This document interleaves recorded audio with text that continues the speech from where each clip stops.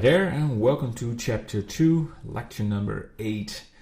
So in this video we're going to model an object, just a random shape, nothing really special, but just to get in touch with 3D modeling.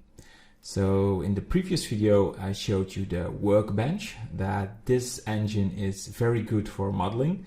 So we will use this render engine for the modeling work. So we go to the render tab and we switch to workbench. Okay, so what I like to do is go to matcap and select this red color. This visualize the shadows and the shading very well for modeling. And I like to enable shadows, cavity, and outline. And if we go to the render view, we have this nice looking cube. Alright, so to compare this very quickly with Eevee, so this, if we turn around, is the workbench. Switching to Eevee in render mode looks like this, and especially the transition between each face looks very flat, so it's like it's one gray color. But going to the workbench, you can see there is sort of a transition, so this is the edge. For modeling, this is very key to get an idea how your object looks like. So this is a huge benefit of the workbench.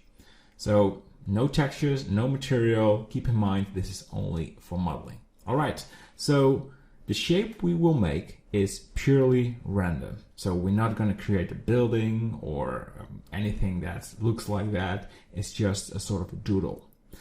I like to go to the front view, press 1. And go to the tab, edit mode. We go to the edit mode by pressing tab.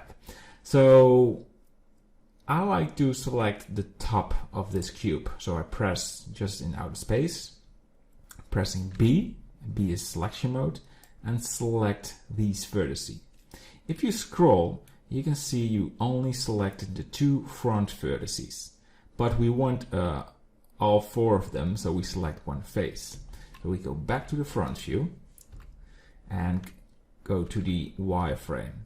We can only do that in the wireframe mode. So if we do this again, you can see all 4 vertices are selected. So it will not work in the solid mode. So go back to the render view. Another way of doing this, and I already mentioned this, is go to the face mode. Is just select with one click on top, and both 4 vertices are selected, and it looks like this face because we are in face mode. So this is what we want. We have selected the top, go to the front view, and the next step is something new, is extruding. So we now have 8 vertices, and that's 6 faces. And if we press E, we can extrude it. And now we have 12 vertices. Yeah. And 10 faces. All right. So this shape is now extruded. And if you go to the solid view, it's looked like one shape.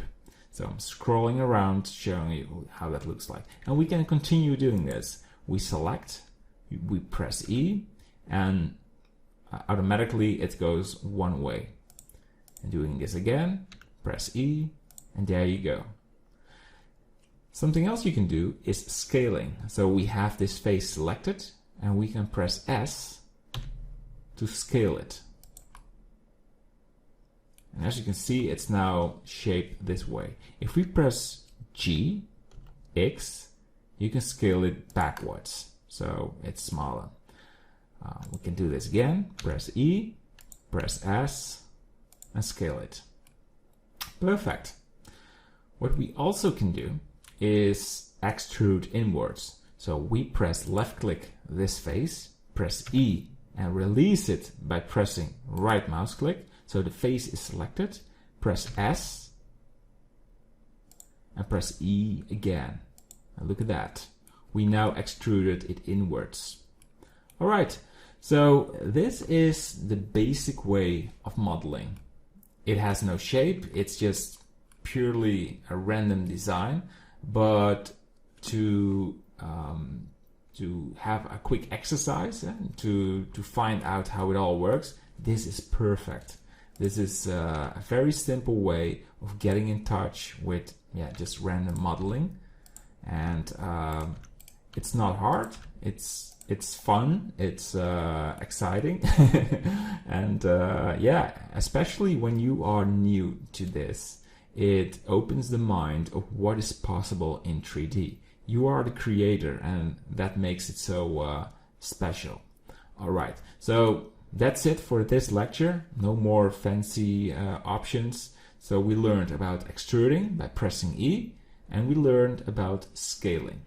We did this all in the face mode, but if you go to the vertice mode, you can select these by hand and extrude it, scaling it again, and move it inwards. And that's pretty much it. Nothing to say about it. I hope you liked it, and see you in the next lecture. All right, bye-bye.